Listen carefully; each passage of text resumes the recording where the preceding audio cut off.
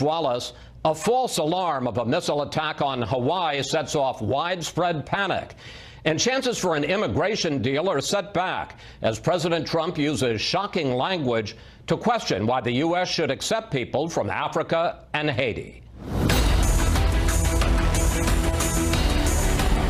It should be a bill of love. Truly, it should be a bill of love. We can do that. He used these vile and vulgar comments, calling the nations they come from holes. Will the backlash sink an immigration compromise? We'll ask the new Secretary of Homeland Security, Kirstjen Nielsen, who joins us live. Then, it is time for Congress to give us a lasting solution that will leave no doubt that the Dreamers are Americans and that they are here to stay. California Attorney General Javier Becerra, a son of Mexican immigrants, calls on Congress to protect the Dreamers as a federal judge blocks the administration's rollback of DACA. It's a Fox News Sunday exclusive. Plus, the president imposes new sanctions on Iran, but decides not to blow up the nuclear deal for now. We'll ask our Sunday panel what happens next in U.S. relations with Iran. And our Power Player of the Week, which is tougher, politics or football? I was born to play football, and now I've been having to transition from the field to the hill. How an NFL star wound up working for the Speaker of the House. All right now on Fox News Sunday. And hello again from Fox News in Washington. On this Martin Luther King holiday weekend, the nation's capital is still reeling from President Trump's incendiary remarks about immigrants from Africa and Haiti. His comments have reignited the debate over whether the president is a racist, and they have also derailed progress in a bipartisan deal on immigration, a setback that could lead to a government shutdown midnight Friday. Joining me now for an exclusive interview, the new Secretary of Homeland Security, Kirstjen Nielsen. Welcome to Fox News Sunday. My pleasure. Before we get to immigration, let's discuss that false alarm in Hawaii yesterday. Just after 8 yesterday morning, people across the state got this alert. Ballistic missile threat inbound to Hawaii. Seek immediate shelter. This is not a drill. People were understandably terrified for 38 minutes before they got the all clear. Now, it turns out it was a state official who hit the wrong button. But as the head of federal DHS, what have you learned about the state of emergency preparedness in that state and across the country? You know, I think this is a very important topic, and I just want to encourage everyone, first and foremost, not to draw the wrong conclusion. So I would hate for anybody not to abide by alert and warnings coming from government systems. They can trust government systems. We test them every day. This was a very unfortunate mistake, but these alerts are vital. Seconds and minutes can save lives. So first, I would encourage everyone not to draw the wrong conclusion. Secondly, from a DHS perspective, we're working with state and locals to ensure not only that the messaging is clear, but what to do next is clear as well, how we can best support them and work with them. As you know, they're on the first lines and they're the first responders. Unfortunate situation, but we're all working together to make sure it doesn't happen again. But, you know, this raises questions not only about emergency alerts, and as you say, generally we can trust them. It also raises questions about civil defense. You know, I remember as a kid in the 50s, we'd all in our public school, we'd get under the desk and prepare for the nuclear attack. When looking back on it, it's laughable. We don't have bomb shelters today. We do not have that kind of civil defense. God forbid, if this were a real attack, if the North Koreans or somebody else had fired a missile over the horizon at an American city, what should folks on the ground do? It's a good question. And of course, it depends on where you are and what the particular type of threat is. So in this case, citizens who are in states that could be affected should look at any guidance and advice that comes out from the government. FEMA has a whole variety of measures and preparedness and things they can do. Sometimes it's shelter in place. Sometimes, as you saw in Hawaii, if you were in a car, they asked you to get out of the car and lay flat on the ground. So it just depends. But the government has provided a tremendous amount of information, and we should all seek it out and make sure we know what we need to do as citizens. Is it true that the Trump administration has not conducted a full-scale exercise to plan for this kind of an event? If so, how soon are you going to order a full-scale exercise among all the principals in the government? So when we look at response, we all act under something called the National Response Framework. We test that very frequently. We use different scenarios. We did have what's called a Deputies Committee, so that's the Deputy Secretaries of the Department, exercise in December specific to this threat, and we had already planned to have a principal cabinet-level exercise, if you will, early next month, so we'll continue on that. But the National Exercise Program is very robust, as well as it should be. We need to both provide after action after a real event, and then, of course, prepare for events that unfortunately might befall us. Let's turn to that meeting that the president held with a half-dozen members of Congress on Thursday. They were discussing immigration from Africa, and according to Democratic Senator Dick Durbin, the president said this. That's when he used these vile and vulgar comments, calling the nations they come from holes. The exact word used by the president, not just once, but repeatedly. Secretary, you were in that meeting in the Oval Office. Did the president say that? I don't recall him saying that exact phrase. I think he has been clear, and I would certainly say undoubtedly the president will continue to use strong language when it comes to this issue, because he feels very passionate about it. I think what was frustrating about that meeting for all of us in the meeting was that although the deal presented, in theory, an approach to the 4 pillars upon which we had agreed, did not address the core security issues that we need to do our job. And more importantly, there's nothing in there that would prevent us from getting here again. So we're not interested in half measures. We don't want additional temporary populations here. It's unfair to them, it's unfair to the American citizen, and it certainly raises security risks. I don't understand. I'm going to just press back on you once on this subject. It seems to me you were in the meeting when these comments were made. I can understand you either saying they were said or they were not said. It is pretty shocking language, and to say I don't recall seems implausible. If the President of the United States used the word blank hole, talking about countries in the Oval Office, or didn't say it, I would know. I understand the question. It was an impassioned conversation. I don't recall that specific phrase being used. That's all I can say about that. There are several things about the president's comments, alleged comments, and there are both Republicans and Democrats who confirm that he said it, that disturb people. One is the president seems to be writing off people who come from black countries, while he's saying we should take people coming from one of the whitest countries on earth, Norway. Here was a comment from an official at the UN Commission on Human Rights. I'm sorry, but there's no other word one can use but racist. You cannot dismiss entire countries and continents as holes, whose entire populations, who are not white, are therefore not welcome. Isn't that the definition of racism, to say we don't want people from these black countries, but we do want people from a very white country? I think what the president is saying is he'd like to move to merit-based, which is based on an individual.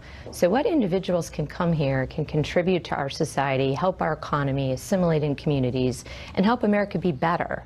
I take a little bit of offense to the comments and suggestions that the president is racist. What he's looking at is the exact merit-based system we have in Australia and Canada. And I am sure that we are not, any of us, suggesting that Canada and Australia and their leaders are racist. But the president seems in these comments to be equating merit to the countries that people come from. He seems to be suggesting you'd rather have a janitor from Norway than a doctor from Haiti. I disagree. I think what he's trying why would merit have to do with the country? Why wouldn't it have to do with your qualifications? I think it does. I think what he's trying to do is move away from a quota-based system, whether that's a quota of underrepresented countries or a quota of Norway, for example. I think what he's trying to say is we need to look at the individual and ensure that we look at those who can bring merit to our country. All right, let's turn to the practical implication of that, because the big question in Washington now is chances for a deal on DACA. The president tweeted out this morning, and let's put it up on the screen, DACA is probably dead because the Democrats don't really want it. They just want to talk and take desperately needed money away from our military. One, is DACA dead? Is there a chance for it? And what Is the president willing to see the government shut down if Democrats insist on linking a DACA deal to funding for the government before it runs out of money midnight on Friday? I do not believe DACA is dead, but what I would say is, from my perspective, of course, as the Secretary of Homeland Security, it's not a DACA deal. It's a security immigration deal. What my role is to ensure that we don't end up here again. We must close these loopholes to ensure that these temporary populations not only are not encouraged to take the dangerous journey to get here, but then when they get here, we're able to promptly remove them so we don't end up with a category of DACA again. In terms of the funding, what I would say is, in my opinion, where I sit, it's completely irresponsible to tie the two together. We need to fund our troops. We need to protect them. We need to increase Homeland Security. These are vital national security interests we need to fund. To tie them to a DACA deal where the actual expiration date is in March is irresponsible. So if the Democrats insist on linkage and the government shuts down, that's on them? Well, it would be very unfortunate if they continue to do that. They're not the same conversation. I think you've heard Democratic leaders say just that in the past. One more DACA question. A federal judge this week blocked the administration decision to phase out DACA and wrote of, and let's put this on the screen, a plausible inference that racial animus towards Mexicans and Latinos was a motivating factor in the decision to end DACA. Your reaction to that, and how quickly will the administration appeal that judge's decision blocking the phasing out of DACA? On the appeal, I refer to the Attorney General. We will be in close contact on that. But with respect to the quote, I find that offensive on its face. I took an oath when I became Secretary of Homeland Security to defend and support the Constitution. The program was unconstitutional. What we should be focused on, instead of these court interventions and these distractions, is that we need a permanent solution. We have said that. I have said that. The president has said that. We want to find a permanent solution to the DACA population, not a continual 3-year renewal period. All right. In the short period of time we have left, I want to ask you about some of the issues that are facing your department. Border apprehensions are down 40% in 2017, which some administration officials have called the Trump effect.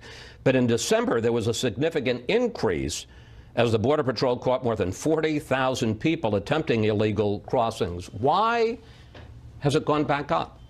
It's a great question, and I appreciate you asking, because I think it's very important for the viewers to understand this. The problem is that we have so many loopholes within our legal system based on a panoply of court decisions, confusion with respect to the laws and how we can enforce them, that if you are in South or Central America, those who would wish to smuggle you are able to tell you, if you get to America, you can stay. So more and more are willing to undertake the journey because there is no way for me to promptly remove them.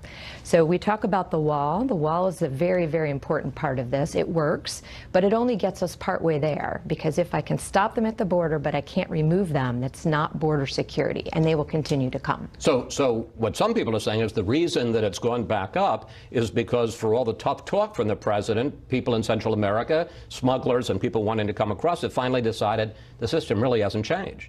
The system is worse. Every time a court makes a patchwork decision based on one individual, we continue to exacerbate the systemic failure of the system. My folks cannot remove those that they apprehend, whether they're a criminal in some cases or whether they're a multiple repeat illegal entry.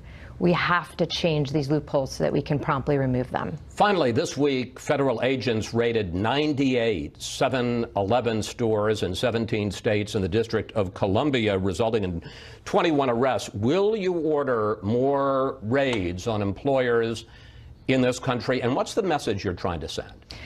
Yes, and the message we're trying to send is, if you consistently and willfully disregard the laws that the Congress and the American people have passed, you will be held accountable. These are not accidental hiring of illegal immigrants. Some of these countries, unfortunately, have continually and systematically tried to get around the system, hire illegal aliens, which affects the ability of the American worker, but it also continues to encourage those who might not otherwise take the journey to take the journey. So we're looking to the employers to try to stop this bad behavior and hold them accountable. Secretary Nielsen, thank you. Oh, it's my pleasure. Thanks for coming in this holiday weekend. Please come back. I would love to. Great. Thank you so much. Up next, reaction from Javier Becerra, who is California's Attorney General, has filed several lawsuits against the Trump administration on immigration issues and just won a temporary reprieve for the Dreamers. That's next.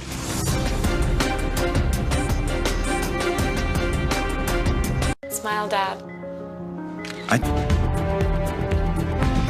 Just before President Trump's shocking comments this week about immigrants from Africa and Haiti, a federal judge in California blocked his move to end DACA.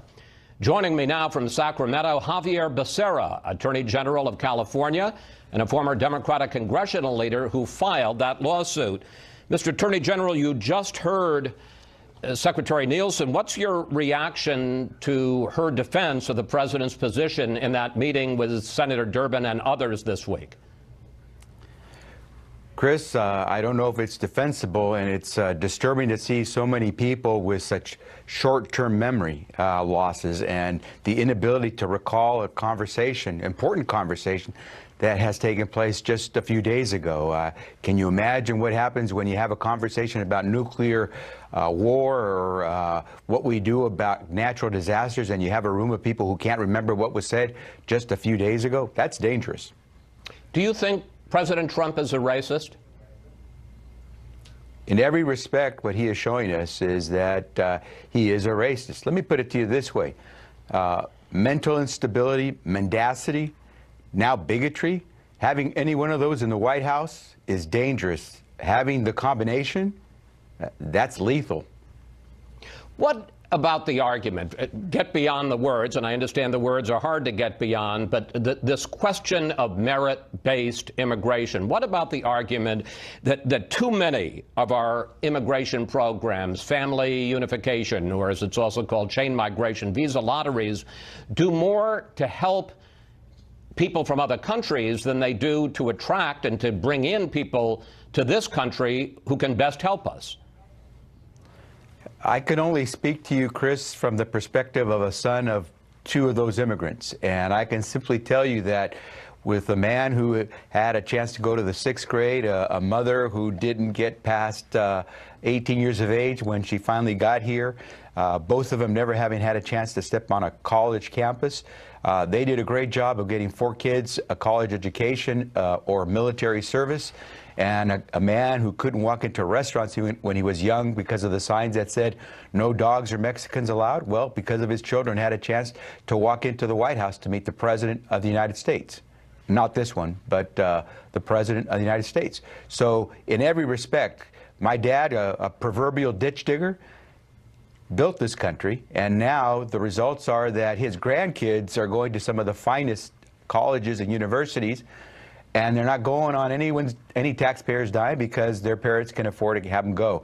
My mom was a whiz when it came to finances, and because of them, today they live in retirement better than they ever lived when they were both working.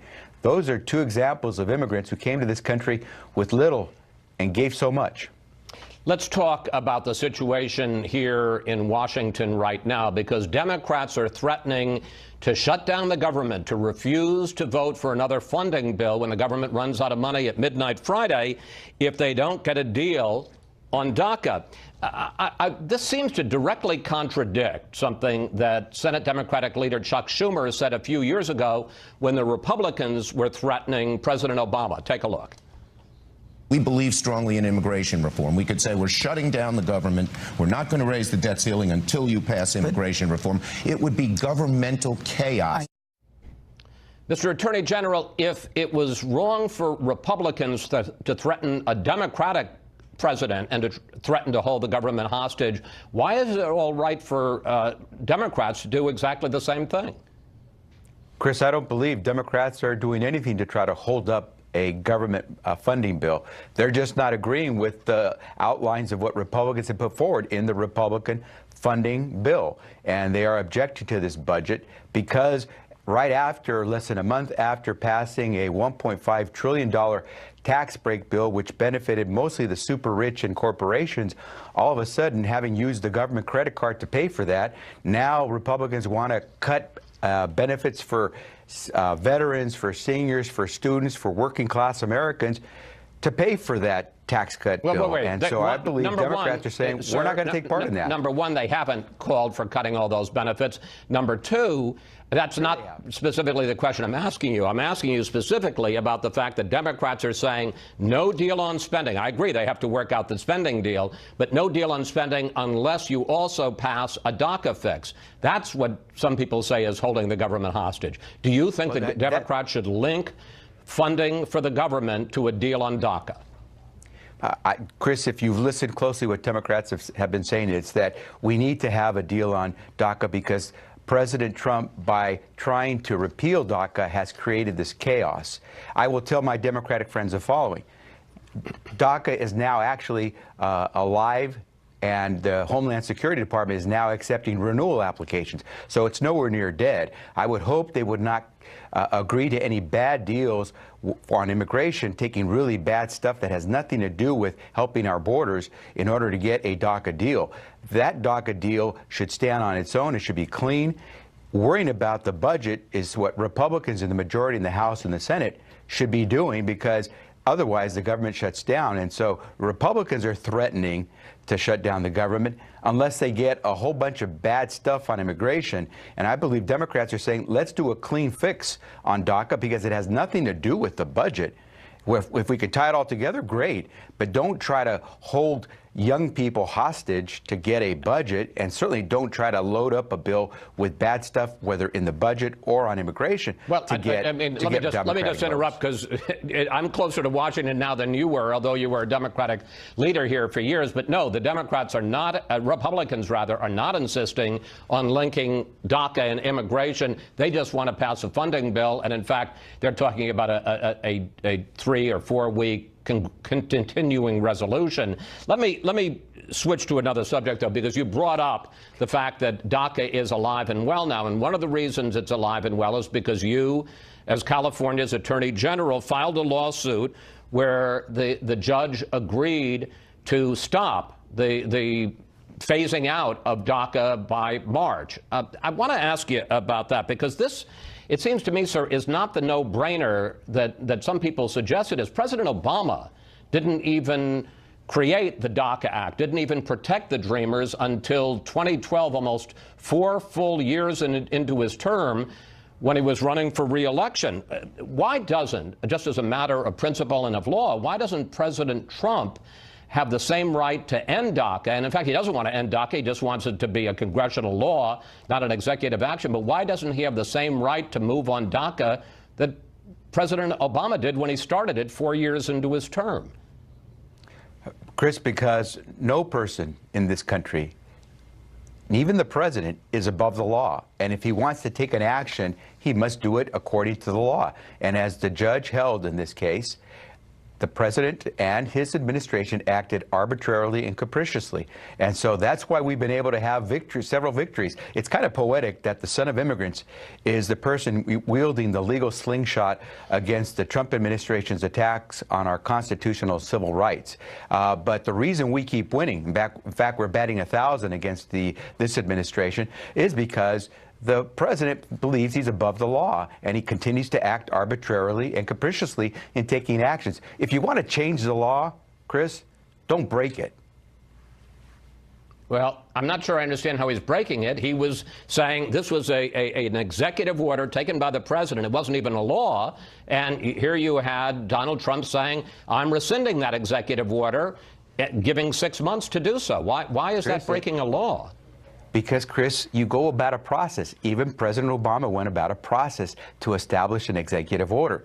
You go about a process. Remember, you have a whole bunch of people in this country. When our government takes action, they start to rely on the representations of our government, to their detriment. And so whether it's the consumer who decides to get health care, or the consumer who decides to go send his kids to a particular college, it's based on certain representations oftentimes that the government says we'll be there in this respect on health care or on education or on immigration. And if you're going to try to unwind that, you got to do it through the right process. And clearly the president has continued to be arbitrary and capricious in the way he's tried to undo things. And that's why, as I said before, we haven't lost a case yet against Donald Trump, a guy who should know how to operate in the courts since he's been sued or sued himself thousands of times. All right. I got one final question. I got less than a minute left. You have condemned the president's decision to remove temporary protected status from Salvadorans, and there are 50,000 of them living in California who have been here since the earthquakes in El Salvador way back in 2001. Question I have, though, sir, is just as a kind of matter of common sense. The earthquakes ended. The devastation was repaired. Why are people still here 17 years later on temporary protected status? Clearly, things are broken both in those countries that sent a lot of those immigrants and in our own immigration system. And over the course of some 2 decades, those individuals who were the victims of that broken system on both sides. But it wasn't a broken political system, sir. It was earthquakes. They came in because of a natural disaster. Why should they stay here? There are a lot of broken countries. That doesn't mean we take them all in. Why should we take them in over an earthquake that happened 17 years ago? Continue to have them here. And Chris, we don't. What we do is we tell the country, get back on your feet. We're not going to try to make things more difficult for you to get back on your feet. 2 decades have gone by. Those individuals in this country have now established businesses. They have gone to schools here. They have families here. And to all of a sudden just jerk the rug from underneath them, I don't think it's the American way. And I do believe Congress should try to resolve this, because it is a program that was not meant to be permanent. But Congress can take action, as it has in the past, to address that. And I think it would be only correct and right to do so, because these are people who have made major investments in this country to make it better. Attorney General Becerra, thank you. Thanks for your time. It's always good to talk with you, whether here in Washington or in California. Thanks, Chris. Up next, we'll bring in our Sunday group to discuss where Congress is in talks about immigration and spending, with the clock ticking down to a government shutdown midnight Friday. Okay, folks, And this group comes back, hopefully with an agreement. This group and others from the Senate, from the House, comes back with an agreement. I'm signing it. I mean, I will be signing it. I'm not going to say, oh, gee, I want this or I want that. President Trump on Tuesday predicting smooth sailing for a DACA deal at that televised meeting with 24 members of Congress. Of course, all that fell apart later this week in an explosive meeting in the Oval Office. And it's time now for our Sunday group. Former Press Secretary to Vice President Pence, Mark Lotter. Columnist for The Hill, Juan Williams. Adrian Elrod, former Director of Strategic Communications for Hillary Clinton's campaign.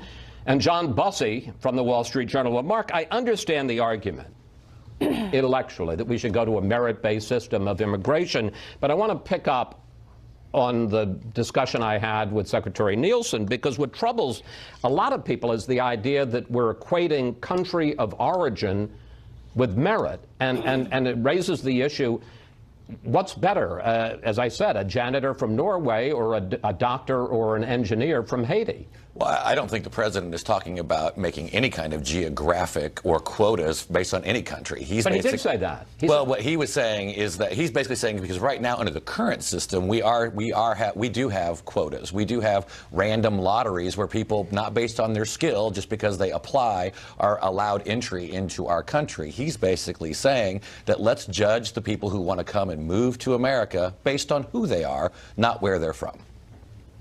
Juan?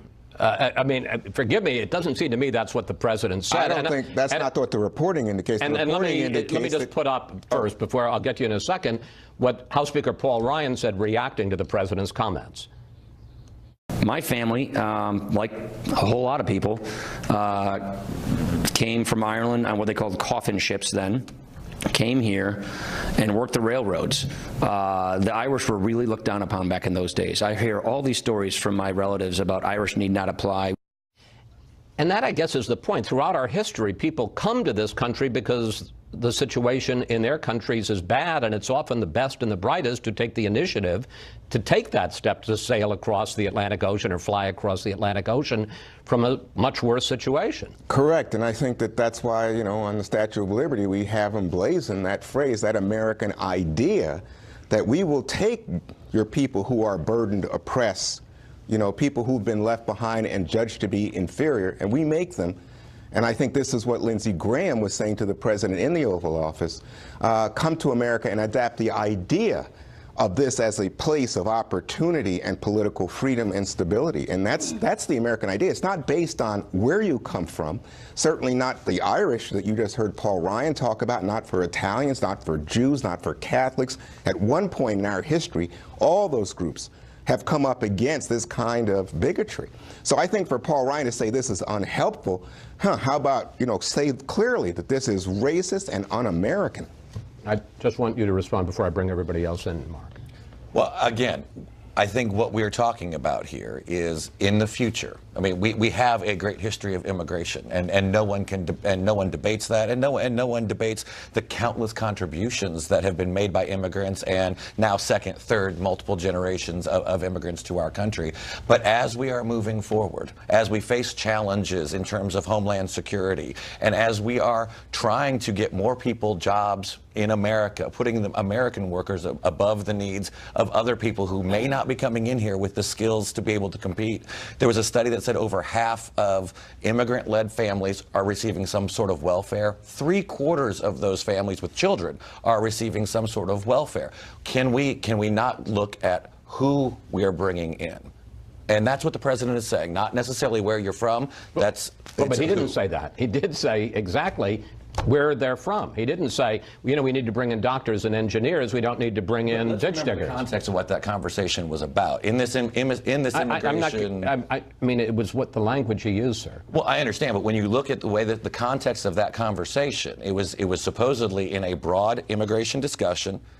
And it was also talking about TPS. Well, he's talking where about we're talking about some of those. And in the lottery system, what he clearly said was, why do we need people from these S-hole countries? Because right now they're underrepresented, and the reason the lottery exists is to make sure that there's more adequate representation of people who have not been coming. Right, and he spoke not about the countries when saying that, but about the people who would be included in the lottery. That's why it's so personal to people like me. Let me bring in Adrian. This is a good moment. You're a Democratic or strategist. Mm-hmm. This is a good moment for Democrats, good political moment for Democrats. But should they actually take the final step they're threatening to take, which is to link DACA and a deal on DACA to funding the government and risk a government shutdown? Is that smart politics? Yes, absolutely it is. And here's why, Chris. Number one, Democrats have absolutely no control in the House or the Senate or the White House. Republicans have full control right now. This is the only bargaining chip that Democrats have. We are tired of seeing these DACA recipients not have a fix. We are tired of watching Republicans play, political football with their lives. This is our last bargaining chip. January 19th is the last train coming. So, look, Democrats have made it very clear. We will compromise on DACA. If we will have stronger border security, we will make a compromise, but we are absolutely not going to allow DACA recipients any longer to live in this state of limbo. John? You know something, this seems to be an issue, again, about messaging from the president. Mark's interpretation of his remarks is a generous one, right? That he was really talking about it being a meritocracy. We're going to get more physicists from Norway than we are going to get from Haiti. That's the generous interpretation. The failure of the message is that it leaves open this big discussion of whether or not the president is a racist because of the language that he chose. Similarly, coming off of that Tuesday meeting, which was an incredible hit for him, that was a remarkable public relations success for the president. Looking very presidential, having Democrats and Republicans in the room, getting along civilly over disagreements that were fundamental to the two parties. And then the very next day, having changed the narrative away from Russia, away from the Fire and Fury book that questioned his mental stability, the very next day coming back and attacking the courts on their DACA decision, on saying that he's going to change the libel laws so that books can't be written about him that are negative, on attacking Dianne Feinstein that morning when the day before she sat across from him at the table. This is what's working against the president in any negotiation over DACA, over the spending bill, over immigration in general. Let me ask you about a different aspect of this, though, because the president took some heat from that big televised meeting because a lot of people in his base said he seemed too soft, too open. Let's get a deal. I'll sign anything you want. Maybe he didn't intend to do it quite the way that he did it, but aren't there some people in his base who are going to be reassured by the hard line he took in that Oval Office meeting? Absolutely. And we saw some very far right-wing elements say, hey, we like the language of, S-hole that you used. But is that in his interest right now? He's looking at 2018, some very dicey elections, campaigns coming up. It's in his interest to have a win on DACA, on the spending bill. It's in the interest of the Democrats, similarly. They are fairly close, honestly, to reaching some kind of agreement. Democrats have agreed to spend something on a version of a wall, whatever it might be, that gives the president a fig leaf, some face, while also getting DACA advanced. Why not close that deal as opposed to endanger it right before the CR expires, when it's in the interest of the Democrats to show a dysfunctional White House? And Chris, the votes are there. I mean, if we're looking at a bipartisan bill, the votes are there. There are enough Democrats and Republicans who will come together on this bill and support a DACA fix, whether it's a clean DACA fix or whether it's a DACA fix that actually has a border security element. We even have the progressive wing of the party, senators like Kamala Harris, who have said, I will support a border security agreement as well, or border security, strengthening border security. But ultimately, the votes are there. Republicans have the task of actually putting this bill on the floor. Yeah, but the question is what happens with right-wing talk radio. Ann Coulter said the lowest moment of Trump's presidency this week because he engaged in that kind of talk. And I think you can see this now that the far right, the Freedom Caucus, is really going to put heat on him. And he says this week in the meeting, John, he says, I'll take the heat. Well, Mr. President, this is your chance because the votes are there. All right, folks, we have to take a break here. When we come back, President Trump says he won't reimpose sanctions on Iran and the nuclear deal, but he gives Congress and European allies a deadline of 120 days to fix the agreement. Plus, what would you like to ask the panel about the deal? Should the U.S. stick with it or rip it up?